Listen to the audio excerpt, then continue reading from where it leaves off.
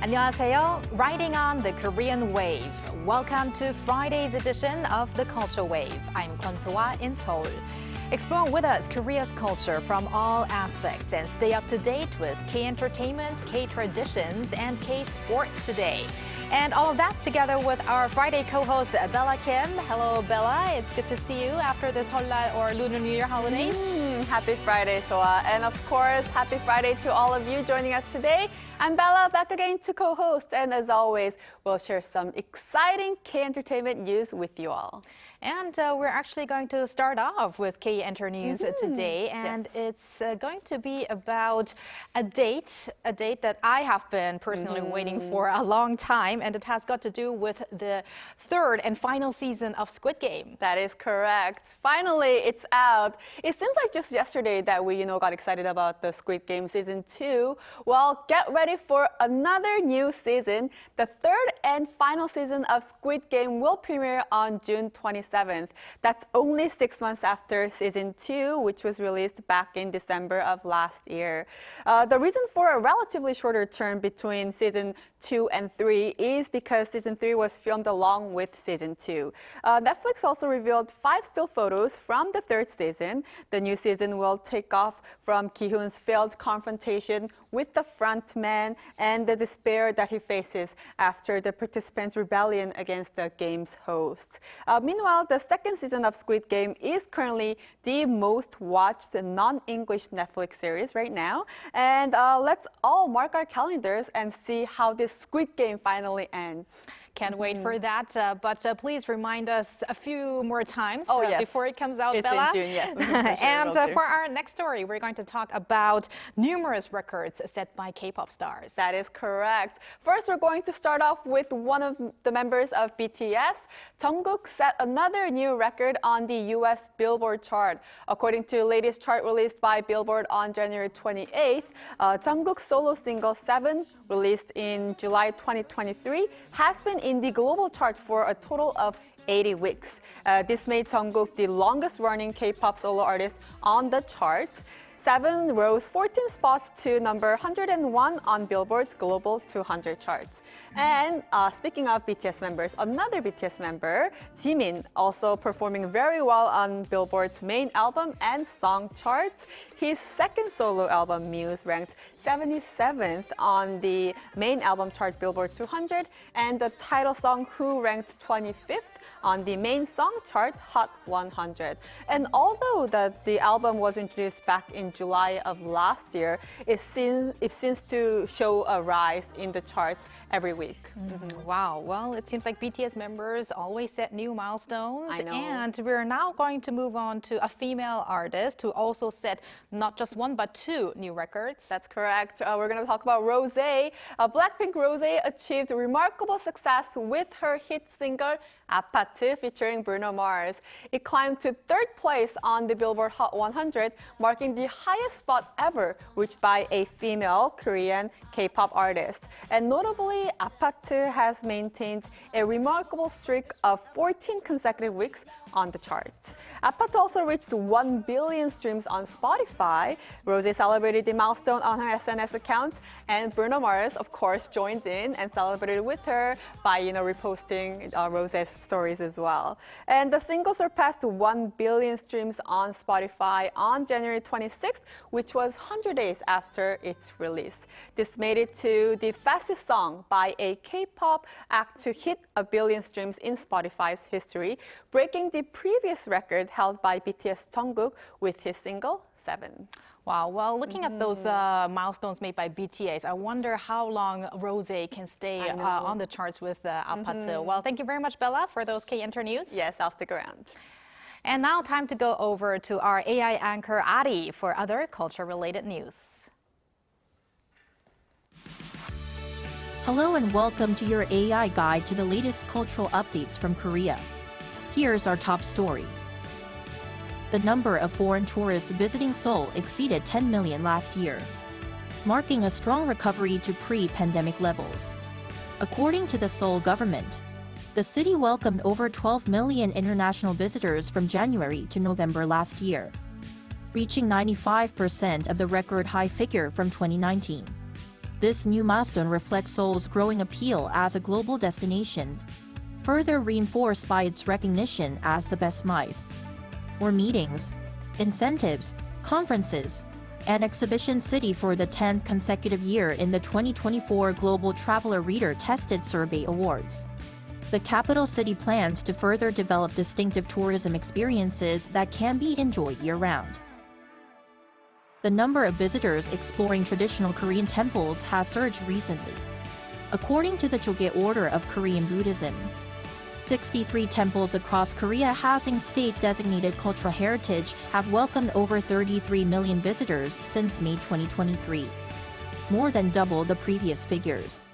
This sharp increase is largely attributed to the government's introduction of admission fee subsidies for sites with designated cultural heritage in 2023. Venerable Jinul, the chief executive of the Tteokguk Order, reaffirmed the Buddhist community's commitment to providing a place of solace for those seeking peace of mind. The Tteokguk Mountain Snow Festival, the signature winter event of Korea's eastern Tteokguk City, will kick off next Friday, celebrating its 32nd year. The festival will offer a 10-day winter extravaganza across the Tteokguk National Park, Hwangji Lake, and the Hwangjicheon Restoration Stream. Highlights include the Starlight Festa, an international snow sculpture competition, and the Catch Tinibing sing-along show. The Tteokguk Cultural Foundation hopes visitors will get a chance to immerse themselves in Korea's unique winter ambience and create lasting memories. That's all from me. Keep it tuned to the Culture Wave.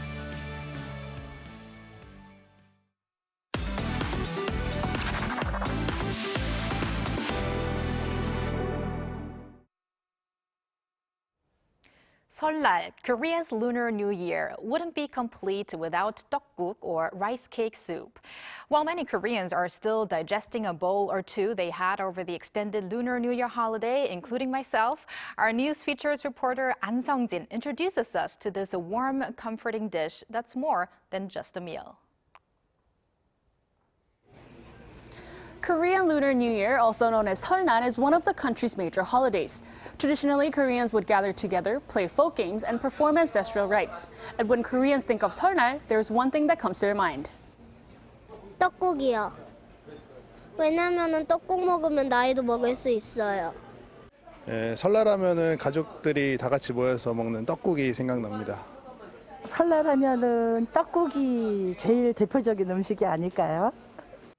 Then what is tteokguk that everyone is talking about? Tteokguk, which literally combines the word tteok, rice cake, and guk, soup, is a typical traditional dish eaten during the Lunar New Year holiday. The owners of this rice cake mill have been making their own tteok for more than 50 years. It's especially during these holidays that orders for garetteok, a long strip of rice cake dough, and the main ingredient in the tteokguk surges. First, rice, which has been soaked, is ground twice to soften it before it is steamed. After that, it's all mashed together to create long strips of garetteok. The long strip represents people's desires to have good fortune. Once the rice cake hardens for a day or two, it is then cut into oval pieces that resemble the shape of coins once used in Korea, the yeopjeon. The exact origin of eating tteokguk on Lunar New Year's Day is unclear, but it is believed to give good luck for the year. A traditional saying even goes that you haven't become a year older until you've had a bowl of tteokguk. Eating tteokguk during Seolnar still remains a tradition, even if buying handmade tteok to make your own tteokguk is becoming less common. For us, it's mostly regular customers that have been coming for a long time. Not a lot of new customers because it's not common to eat this much tteok. People now normally just buy small packages. Tteokguk is not only a symbolic dish of Korea's Lunar New Year, but it also provides a glimpse into the hidden meanings behind the ingredients. An Sung-jin, Arirang News.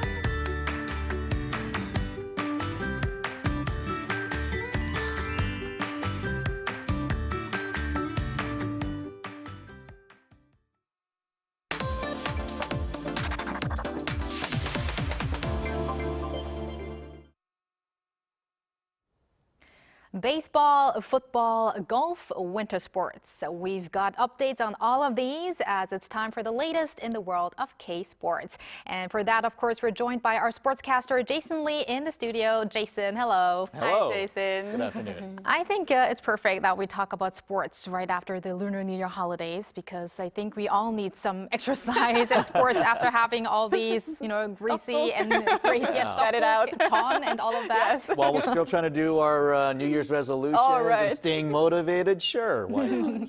And to stay on a motivative note, we're going to talk about a change in baseball, or a change for one specific player.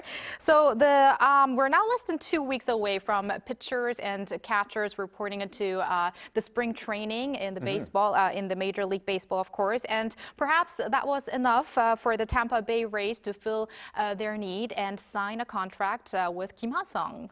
Yes, that's right. This is Kim Ha-sung, who is, of course, different from Kim Hae-sung. Right. And he has now signed a 2-year contract with the Tampa Bay Rays.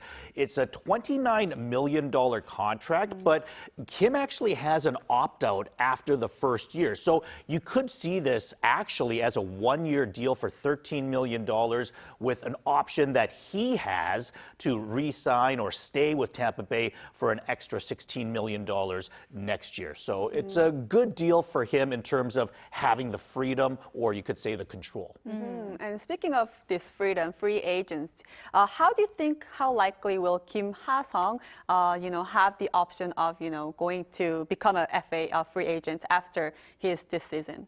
That's a really good question, because one thing we have to remember is that he's still recovering from shoulder surgery. So he injured his shoulder at the end of last season. It prevented him from playing in the playoffs.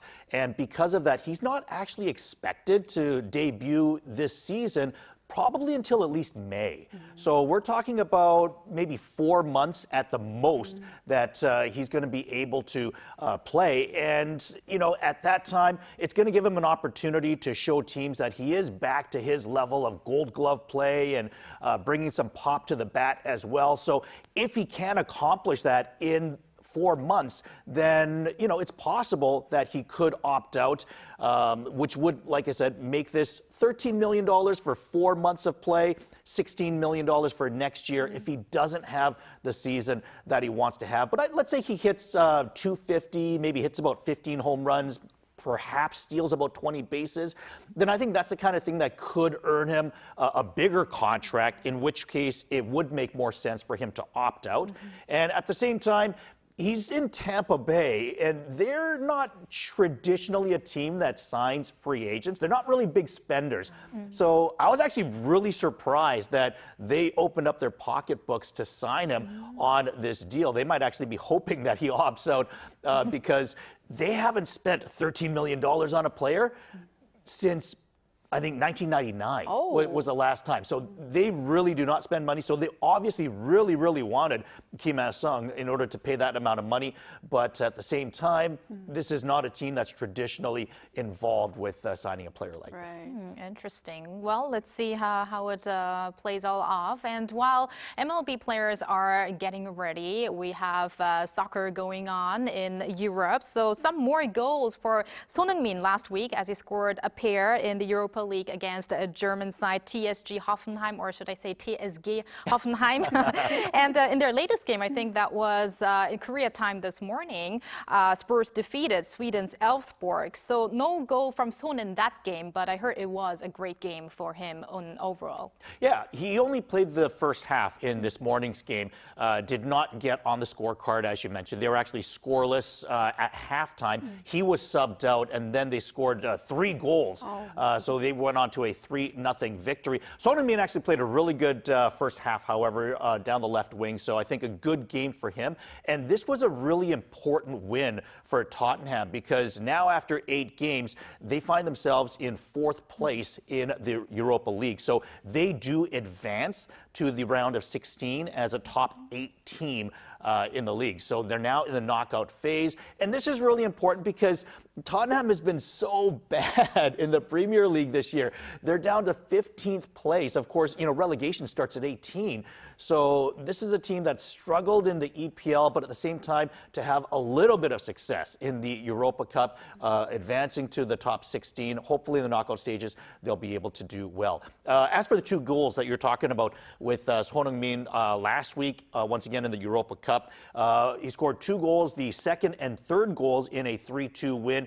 Both of these goals were left-footed shots. Not spectacular, amazing goals, but at the same time, solid goals. But again, showing his ambidextrous abilities to score with the left foot. And I think keeping him on the right pace. He's now scored double-digit goals 9 straight seasons. So it just shows how consistent he's been year in, year out. Very excited to see more goals from Sonny and, of course, Tottenham getting more wins. And speaking of Tottenham, we have to talk about the new player that joined, Yang Min-hyuk, right, Korean player. He was on the substitute roster a few times, but he didn't get to play yet on the Premier League game. And recently, he's been loaned to a second-tier team, I heard. What's going on with him? That's right. So Yang Min-hyuk, of course, he left Korea back in December. He joined Tottenham. He's been on the substitute list, as you mentioned, for the game a couple of times, but he hasn't gotten into an actual game yet. Their coach actually came out and said that they weren't expecting to use him anytime soon, meaning I think he's not necessarily in game shape just yet, and at the same time the level has just been a little bit above him, because we have to remember he's only 18 years old. That's really, really young. It's actually 6 years younger than the average age of an EPL player. So he is considerably younger than most of the players of his peers. So what's happened is he's now been loaned to the Queen's Park Rangers. And if you're thinking, sounds very familiar. Why does that name ring a bell? Of course, Park Ji-sung played for the Queen's Park Rangers back in 2012, 2013. That was just after a stint with Manchester United. So a lot of people are going to remember that team from that. They've been relegated, as you mentioned, down to the second tier. So Yang Min-hyuk is going to be on loan to them up until the end of the current season, which wraps up at the beginning of May. So I know a lot of people are going to be perhaps a little bit disappointed. Certainly Yang Min-hyuk fans will, oh no, like he got relegated or he's going down to a lower team. Why isn't he playing with Tottenham? Let's be realistic here. Once again, he's 18 years old. He hasn't played this level of competition before. And if anything, this is a positive move for him, because now he's going to get more playing time as opposed to just riding the bench. Or even if he were to get into games, maybe he plays like 10 or 15 minutes a couple of times a month. I mean, that's just not the amount of playing time that's going to help you develop to the player that he's going to eventually become. So I actually see this as a good positive move for him, where he's going to be playing with players at his level, and he's going to just get more playing time in a starring role for a team like this. So like I said, I think a lot of people might have been a little bit unrealistic in terms of expectations for him to jump in and get a lot of minutes.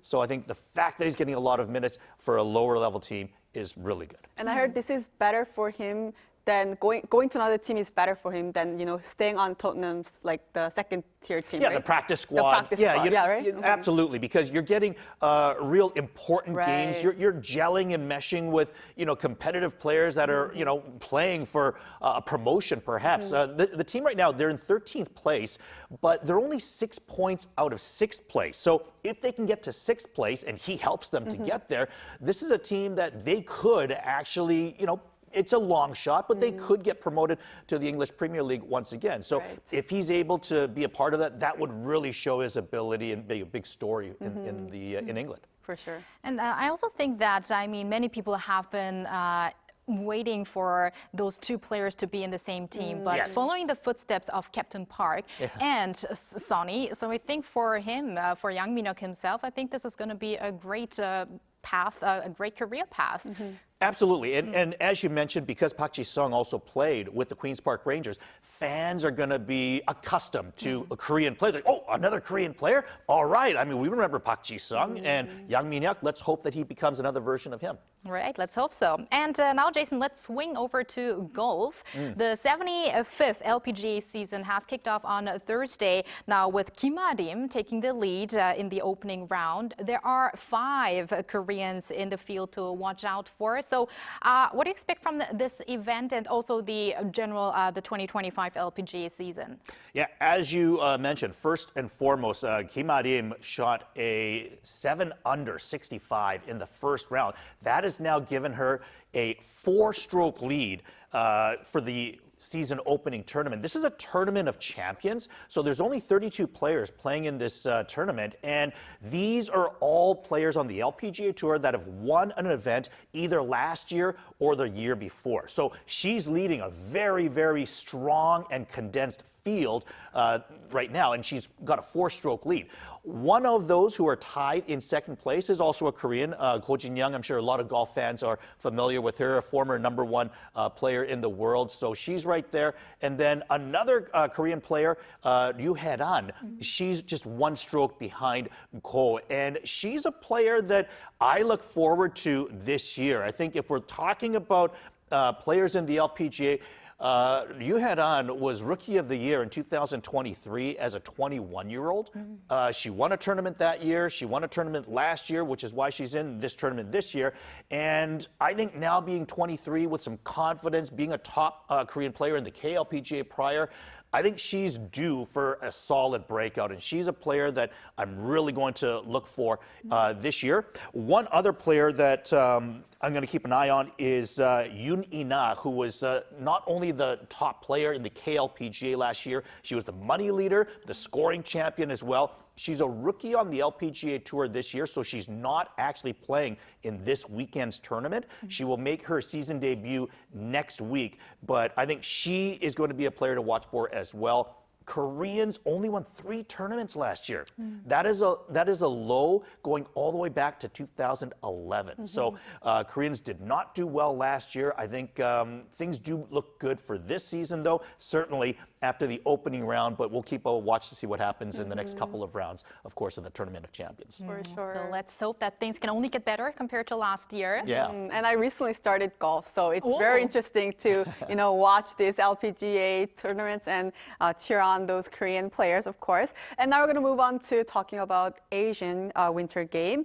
It's just a week away from opening at Harbin, China. And we talked about Sajunan last time you were here briefly. Is there any other players that we should keep an eye on out for?